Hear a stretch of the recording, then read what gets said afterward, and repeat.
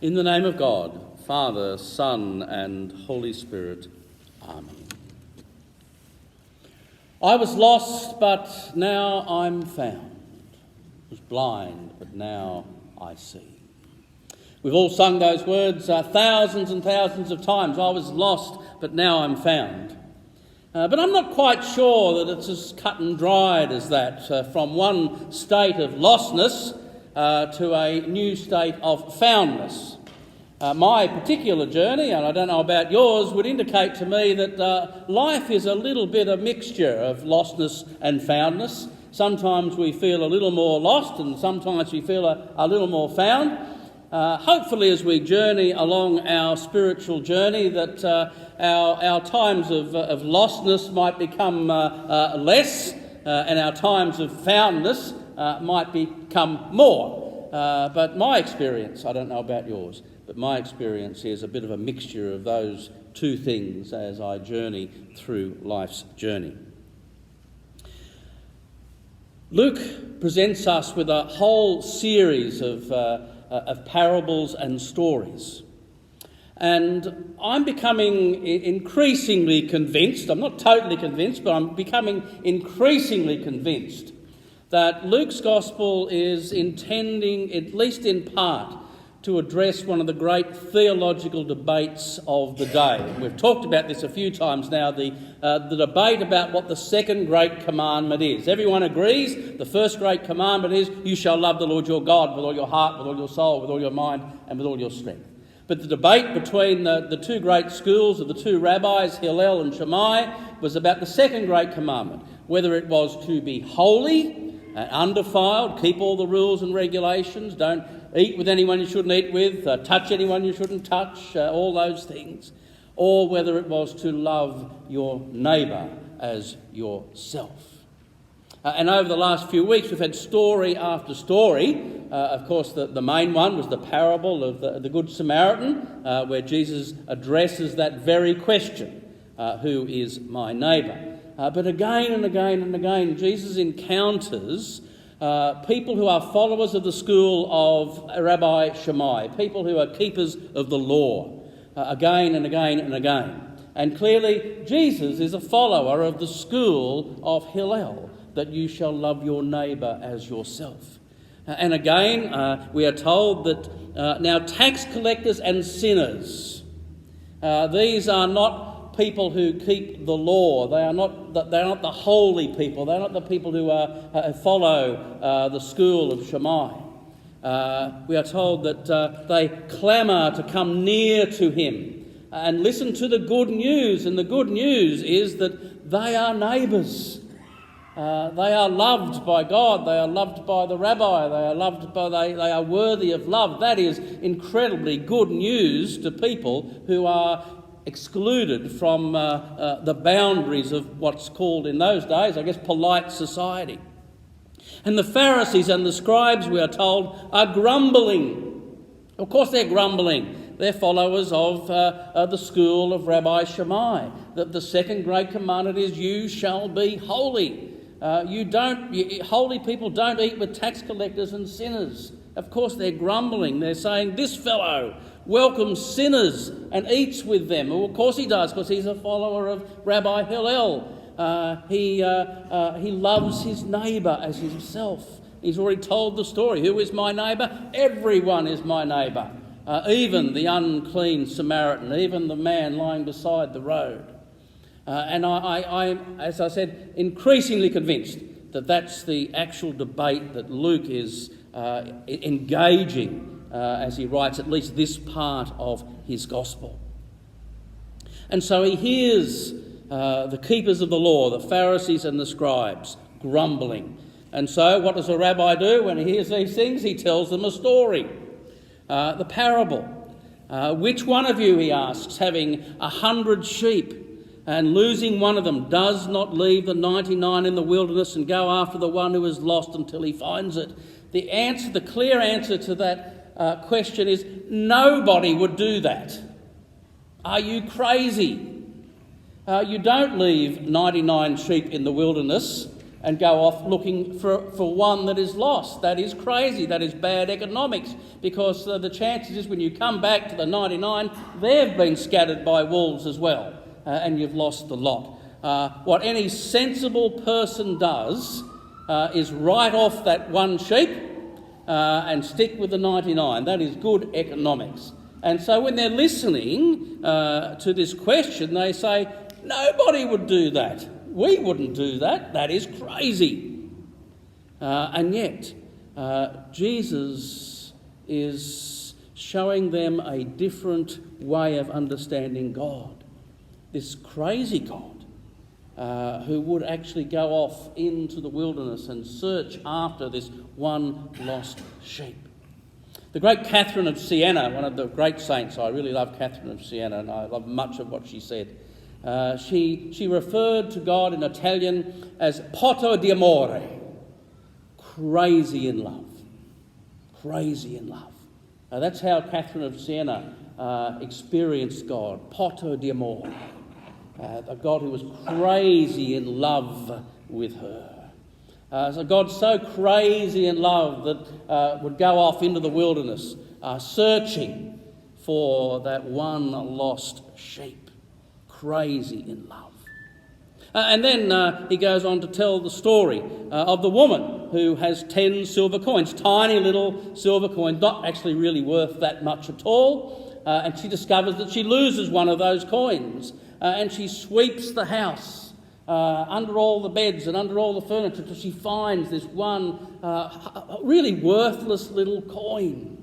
And not only does she find it, but then she invites all her neighbours over for afternoon tea and says, I've found my coin. And they look at her and say, you're mad. You're crazy. Why would you go to all that trouble to find one little coin? If you booked out the hours it cost you to sweep the house, it would be way more than that coin was worth. And then you invite us over for a party. You are completely crazy. Pazzo di amore, crazy in love. These are crazy stories. Nobody does that. And yet Jesus tries to get these keepers of the law to see that the God that they are avoiding is Pazzo di amore, crazy in love with them. And he constantly tries to see that this same God is crazy in love with the tax collectors and the sinners as well. It is Luke's way of trying to engage in this great debate.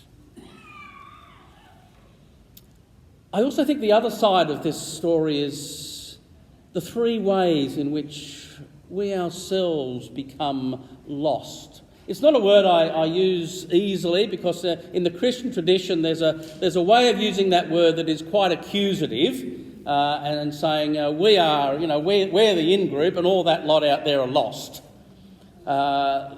That's exactly the opposite use of that term in terms of the way Jesus uses it. Because the lost one is a member of the flock. That little sheep was part of the flock. And sometimes we'll say, yes, that's so. Sometimes Christians will wander off and they're backsliders and they're lost because they've left the church or something. That is an abusive way to use these terms in this parable. That's not what Jesus is talking about. The coin was a member of the purse, if you like. There's a third story that we don't get today. And it follows straight on. There are the three lost stories, the lost sheep, the lost coin, and we would go on if we kept reading to the lost son, the parable of the prodigal son. And I think those three lost stories encapsulate for us the three ways in which we can be lost. We often look at the other, and look at the other as lost. But in my experience, as I said at the beginning, my life has been a journey of lostness and foundness. And so we also have to reflect on our own sense of lostness. And the three ways in which this lostness can occur is encapsulated in these three stories. First, the coin is not conscious. The coin is totally unconscious of its lostness. It doesn't know it's lost. The woman knows it's lost. And crazy in love seeks to find it. But the coin doesn't know that it has been separated from its community. And sometimes people are like that. Sometimes people just don't know that they are in some way separated from God, separated from others, that they don't know they're lost. And sometimes there has to be an intervention. Someone crazy in love has got to do something. Modern psychology, we don't kind of like intervening in things, but sometimes when people are so utterly unconscious that they're in trouble, sometimes we just have to do something. And we have to do that in a very intentional, loving, intelligent way. Sometimes we don't do it that way.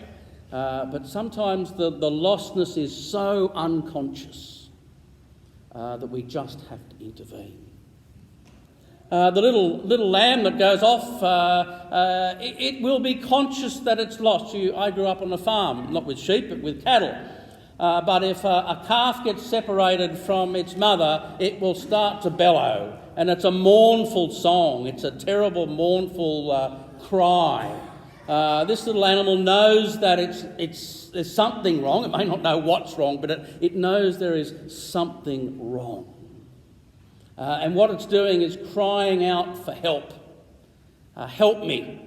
I'm lost. Help me. I'm afraid. Help me. I'm anxious. Help me. There's something wrong and I don't know what to do about it. And sometimes we'll hear that with people. They may not exactly know what is wrong, but their behaviour or their words will indicate that they know there's something wrong. And sometimes it's just a matter of helping them to name that, helping them to find the words for what is wrong, and they will eventually find their way back again. So the first two are in some ways intervening, crazy in love for people who found themselves in a state of lostness. But the big story, the story of the Good Samaritan, the story of the parable of the prodigal son, is a story of a father who is so crazy in love, he allows the son to find his own way home. The son is very conscious. He's made a very conscious decision. He said to his father, I want your money so much that I actually wish you were dead. Give me my inheritance. And he goes off and he consciously wastes all the money, and he is conscious in the story of how bad things he has got. He sits in feeding the pigs in a foreign land and says to himself, wow, how did I get myself in this position? My father's slaves are even better off than I am. He knows he's lost. And he even knows what he has to do about his lostness. He says to himself, I will go back and I will say to my father, I will say, I'm not worthy to even be one of your slaves.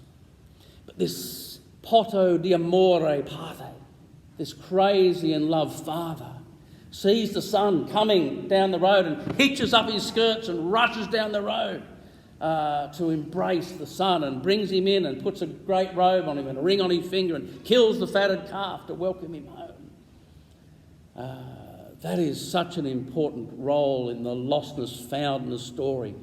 And it is probably the essential part of the Christian grace-filled life part of that story, because sometimes we cannot be like that. Sometimes we can say, well, you made your choice, you made your decision, you went off and you did this, you're dead to me. That is not the story Jesus tells. That is not the story he tries to model to the scribes and to the Pharisees. He models a God that is Pazzo di amore, crazy in love with the son who goes off and squanders all his wealth, and calls us to be Pazzo di amore as well, crazy in love with our neighbour. But in order for us to appreciate the lostness of others, we too have to appreciate our own lostness and own it and name it. But what does it mean for us to be lost? Well, it can mean, of course, many things. It means we lose our sense of belonging, we lose our capacity to trust, we lose our felt experience of God's presence, we lose our will to persevere. Some of us get lost when illness descends on our lives and God's goodness starts to look not so good after all. Some of us get lost when death comes too soon or too suddenly to someone we love, and we experience a crisis of faith that leaves us reeling. Some of us get lost when our marriages fail. Some of us get lost when our children break our hearts. Some of us get lost in the throes of addiction and anxiety or lust or unforgiveness or hatred or bitterness. Some of us get lost so very close to home. Some of us get lost within the very walls of our own church. We get lost when prayer turns to dust in our mouths, when the scriptures we once loved lie dead on the page, when sitting in a pew on a Sunday morning makes our skin crawl, when even the most well-intentioned sermon sucks the oxygen out of our lungs, when the table of bread and wine that once nourished us now leaves us hungry, angry, bewildered and bored. We get lost. We get so miserably lost that the shepherd has to wander through the wilderness to find us. We get so wholly lost that the housewife has to light a lamp, pick up a broom, sweep out the nook and cranny of the house to discover what's become of us. We get so totally lost that the loving parent waits at home with the candle lit at the window, aching and praying. It is when we discover the honesty of our own lostness that we can recognise it in others, and that we can be followers of Jesus, who is Pazzo di amore, crazy in love with us. And when we follow him, we then can be crazy in love with our neighbour as well. The Lord be with you.